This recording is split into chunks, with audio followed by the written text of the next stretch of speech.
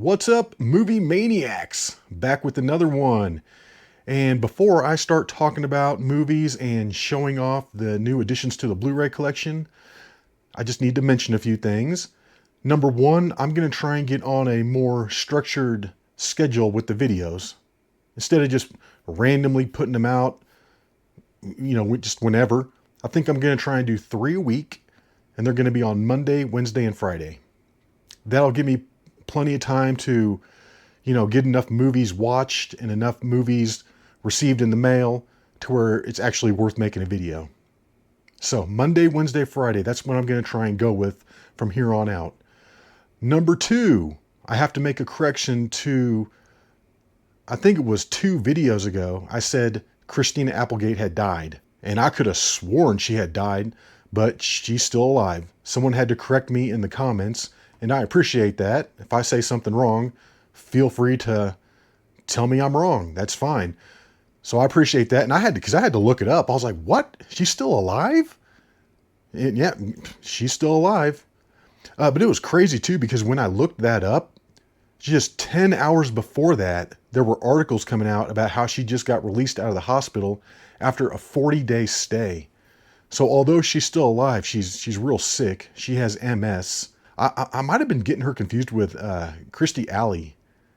I'm pretty sure Kirstie Alley is dead. I hope I'm not wrong about that, but I was getting her confused with somebody else. So my fault on that. My bad for putting out false information. Yeah, actually, I'm just going to blame the Mandela effect. A lot of people do that. When they get something wrong, when they remember something wrong, they just blame the Mandela effect. It's Nelson Mandela's fault. So, yeah, it's your fault, Mandela. Your fault. And then the last thing that I want to talk about is I actually want to give a quick little tip on how I'm cleaning my discs now. I watched this guy's YouTube video, and I forget the YouTube creator's name, my fault, just some random thing that popped up and I watched it. But he had said to get these Care Touch microfiber cleaning cloths. These are real delicate. This is what he was using in his video, so I went ahead and I ordered some. I think these were like $7.99, $6.90, something, $7 or $8, and you get 6 of them in here. I went ahead and I bought 2 of them. But yeah, they're blue. They're these blue micro cloths like this. That's what they look like. And then he also said to get these Zeiss microfiber cloths. These are a little bit more robust and they're a little bit more absorbent. So if you got, like some real bad grease on there that you can't get off with the blue one, then you want to go ahead and use the Zeiss microcloth because, like I said, these are a little more robust. However, you're going to have a greater chance of scratching your discs using this. So that's why you want to use this first and then this as the backup. So I took this YouTuber's advice and I bought all the stuff. And you should probably do this to all your discs, even if you get them brand new, because sometimes the plastic in there, has some kind of off-gassing and it puts this film on your discs. Even if it's a brand new disc, you're still better off cleaning it so you don't get that gunk in your player. So what you want to do, you don't need to buy any fancy spray or anything like that. You want to just use your breath and get the whole thing kind of damp. And then take your blue cloth and circle from the inside to the outside, just like that. And I'm not going to lie, that is a good technique. Works perfectly. But like I said, if you get a real greasy disc and you're not getting the stuff off with this one, go ahead and then use your Zeiss microfiber cloth and do the same thing. Get it damp with your breath and then do circles from the inside to the out. And like I said, I've been doing that for my last couple Blu-rays that I picked up, and it's worked perfectly. Worked perfectly. And then you want to have like 2 different little bags. You want to have your bag of clean cloths, the clean ones, and then when they get dirty, you put them in the little dirty bag. And then when your dirty bag gets full, then you want to go ahead and clean your micro cloths. And I ordered some Delicate Woolite. It's a 16-ounce bottle, and I think it was $5.19. I haven't quite got that yet from Amazon. It's still en route. And as I was recording this video, It looks like the Amazon guy showed up and I got my Woolite in the mail. Woolite Delicate. This is what you want. This will clean the microcloths and get the grease out. But what you want to do is fill up your sink with warm water, squirt some of the Woolite in there, and then dip your microcloths in and kind of wash them by hand. Just kind of rub them around in there, you know, get them clean with your fingers, and then rinse them off with water, and then let them air dry. And that should get all the grease and stuff out of your microcloths. And then again, just start with a clean bag, and as they get dirty, put them in the dirty bag. But yeah, that's a good system.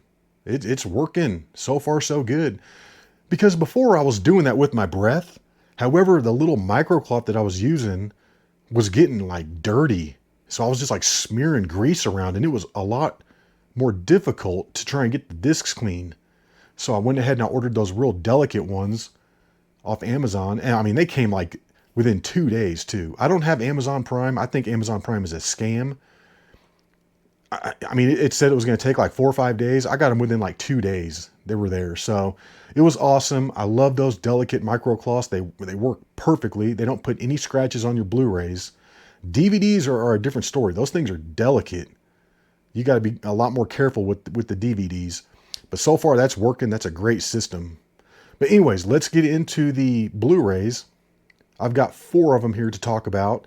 And let's just go from bad to good. First one right off the bat, Mirrors 2. And this is about as good as Mirrors 1, to be honest. As far as like the horror goes, I mean, I think this one's got much better kills. There's really not a lot of death in the first Mirrors. You got the guy at the very beginning that cuts his neck, which is pretty gruesome. But then that's really it. I mean, it's Kiefer Sutherland getting tormented the rest of the movie. In this one, it's like they keep killing people throughout the movie. All these people that work at the Mayflower Company, all these people that were instrumental in killing this one girl. It's like she comes back through the mirrors and starts taking them out one by one. So you get a lot more kills in this one, which made it a little better in that regard. But as far as the acting and the actors, this one's definitely a step down. I mean, in the first Mirrors, we get Kiefer Sutherland. In this one, we get Nick Stahl. That's like going from Gary Oldman to fucking like Gary Coleman or something. It's definitely a step down. It'd be like going from Sydney Sweeney to Dylan Mulvaney. Okay, maybe not that bad. Nick Stahl is not that bad. He does okay in this. But yeah, I mean, like I said, I'd probably rate this on par with the first Mirrors. Not bad, not great, just kind of mediocre. Moving on to the next one. Faster with Dwayne "The Rock" Johnson and Billy Bob Thornton. And the reviews that I was reading about this talked about how this is just a hardcore action movie. No nonsense, no comedy, just straight up action. And I would say that is accurate. Dude, The Rock is like just 6'4" of pissed off testosterone and muscles throughout this whole movie. I mean, he's just an angry dude. The movie starts off and he's getting out of prison and he's just walking around. I mean, he just looks like he just wants to kill somebody. I mean, he does. He actually does want to kill a bunch of people because he's going to get revenge for the people that screwed him over. But I mean, he's just a badass in this. I think he gets shot in the head like 3 times and still survives. Like, you just can't kill him. But I don't want to give it away or anything. But this was good. This had some good like car scenes in it because he went to prison because he was a driver for this bank robbery. So we get a couple good car scenes.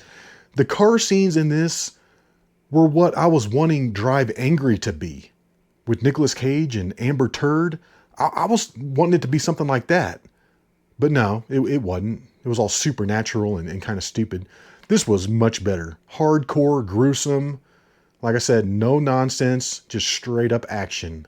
Yeah, I like this. I'm glad I got that in the collection. And then moving on to another Dwayne "The Rock" Johnson movie. Hercules, extended cut. I just watched this morning, and this is badass. I was totally blown away. I didn't think it was going to be that good at all. I mean, when you look at the cover, I don't know, it gives like a little kid feel, that all that yellow and stuff and the bright colors. You just, when you see this cover, you don't think it's going to be like a serious, dark, gory, gritty, R-rated movie. You don't think that. I guarantee this is PG-13.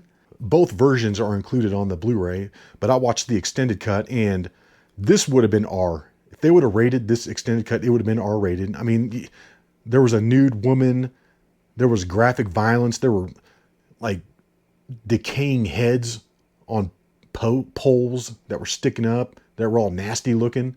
The one guy wiped some blood off one of the decaying heads and like licked it. So I think the extended cut would have been R-rated. I felt like this was definitely an R-rated version, but this was good. Like I said, this was good. When it first started, I was a little worried. I was a little worried because it showed this like it was talking about the history of Hercules and how he was born and all this kind of stuff. And it showed this statue, and then these like CGI snakes break out through the eyes and starts going down to kill the little baby Hercules. And then he ends up like snapping both their necks because he's Hercules. But when I saw the CGI snakes, I was like, oh man, is it going to be one of those kind of movies? But the CGI wasn't that heavy. I mean, in certain scenes when he's like fighting the Hydra and fighting all these supernatural monsters, of course they were CGI. But when they were just having battle scenes with other soldiers, those were pretty much real. There was a few little CGI things here and there, but the battle scenes were pretty good. I liked this, man. And The Rock is the perfect guy to play Hercules. My God, he is like peak jacked in this movie. Freaking huge. Just monstrous. So yeah, he was perfect for the role. I'm telling you, if this would have came out in like the 80s or something, this would have been a cult classic, I feel like. Yeah, I was totally blown away. This exceeded my expectations big time. Really enjoyed it. And it was good too because it wasn't like 3 hours long. It was a nice tight like hour and 40. It didn't have an overcomplicated story. The story was pretty simple. Yeah, it was just good, man. I liked all the characters in it. This also has Ian McShane. That's back when he was in everything. But yeah, man, this was great. I will definitely be watching this again someday. I enjoyed that a lot. Excellent. And then this last one here, I was not prepared for. Someone in the comments had said that this was their favorite Mark Wahlberg movie. So I went ahead and I got it off Vinted, and I just was not prepared for how good this was. Patriots Day. Wow. It starts off a little slow, building up all the different characters, but once it starts going, it starts going. I mean, it's just intense. This is a hard-hitting movie. This is about the Boston bombing, the Boston Marathon bombing back in 2013. And I knew a few of the details, but man, I mean, this is hardcore. Really good. Man, excellent movie. Just, God, super good. Blew me away. I wasn't expecting it. I was expecting a good movie, but this thoroughly exceeded my expectations. Yeah, I was just totally into it, man. It's suspenseful, gripping, thrilling, everything. You just want them to get those guys so bad. Just get them. Get them. You're just rooting for the police, rooting for the FBI. Yeah, Mark Wahlberg does a great job in this. Excellent movie. Excellent movie. 2 thumbs way up for this one. Highly recommended. All right, let's get into the new additions now. I have not watched any of these yet. I've seen a few of these before, but I got some blind buys in here as well. First one, Percy Jackson and the Olympians, The Lightning Thief. And I just got this to complete the set because I already had the Sea of Monsters, which I thought was okay. Mediocre. So I went ahead and I got The Lightning Thief. I was waiting for this to come through for a cheap price, and I think I finally got this for $2. But yeah, this is like a 3-disc thing. It's got the Blu-ray, the DVD, and the digital copy in there. So for $2, I went ahead and I grabbed it. Like I said, pretty much just to complete the set. I probably won't be watching this anytime soon. I got to be in the right mood to watch something like this. But yeah, went ahead and I grabbed that. And then next on the list here, a classic comedy from the 90s, probably one of my favorites, Dumb and Dumber with Jim Carrey and Jeff Daniels. I had to get the standalone copy of this. I already had this on Blu-ray, but it was like in a 4-movie set. It was like a 4-movie comedy set. It had Dumb and Dumber, Hall Pass, Horrible Bosses, and I think Wedding Crashers. But I was like, man, if I ever see this come through for cheap, I'm going to go ahead and grab it because I want the standalone copy. So yeah, I think this was like $3 or something. And they don't have this on Vinted. Like, this is not plentiful on Vinted like a lot of movies. My God, if you want any of the Fast and Furious movies, if you want any of the 50 Shades of Grey, if you want any of the Mission Impossible movies, oh my God, those are always available. I get so sick of seeing those on the searches, but this one does not come around very often. So when I saw a good, clean copy come through, I grabbed it up. I was like, heck yes, scratch that one off the list. Next one here, A Million Ways to Die in the West, unrated. And this is another Seth MacFarlane movie. I believe that's Seth MacFarlane right there. Charlize Theron looks good in this. I remember seeing this when it first came out. Thought it was hilarious. Thought it was hilarious. So I went ahead and I got it on Blu-ray. I tried to order this like a month ago. I hit the purchase button and I thought everything was good. And then for some reason, the seller canceled my order and refunded my money. So I was like, okay. So I waited until another one came through. I think this was $2. Discs looked in good condition. It's got the Blu-ray and the DVD and the digital. So I went ahead and I got it. Yeah, I thought this was hilarious. So I'm looking forward to watching that again. All right, next on the list here, a Mel Gibson movie, We Were Soldiers. I had this on DVD, but I love Mel Gibson. I love all his movies. So I went ahead and I got the upgrade, got it on Blu-ray. Yeah, I think I've only seen this like one time too. Haven't watched this in a long time. So that's going to be a good one to watch. It's going to be like watching it for the first time again because I really don't remember too much about it. But yeah, another war movie, We Were Soldiers by Mel Gibson. Sticking with the war movie theme, Zero Dark 30. And this was up for 5 Academy Award nominations, including Best Picture. I think I have seen this before. Don't remember. I know this is about getting bin Laden. About, going in there and getting bin Laden. So yeah, this is going to be a good one to watch again. I just figured I got to have this in the collection.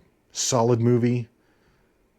Up for all these Academy Awards. I know it's going to be good. So went ahead and I got it. Yeah, it's going to be a fun watch. Looking forward to it. And then moving on to the last 2. I just got these in the mail today. First one here. Dog, starring Channing Tatum. And I don't know anything about this. I had never even heard of this before. But I saw it pop up. So I did a little research on what it was about. And it looks like it's a good story. It's like Channing Tatum has got to bring this dog down. He's got to travel with the dog to bring him down to like a fallen soldier or something. I guess the dog is hard to deal with. Nobody wants to deal with the dog. I guarantee you this is going to be like a tearjerker. But it looks awesome. I love dogs. Channing Tatum is a good actor. I forgot to mention his performance in Foxcatcher. Dude, he plays that wrestler. There's one scene where he loses a match and he just gets all depressed. He's in his hotel room and he just starts going crazy. I mean, he starts like punching himself in the face hard. Punching himself in the face over and over. It's like, damn, he's really hitting himself. Then he goes over to this mirror and he rams his forehead into the mirror, not once, not twice, but 3 times, and just breaks the mirror. I mean, he's got pieces of mirror sticking out of his forehead. It's totally legit. Yeah, he's a good actor. I like him. I think he's pretty cool.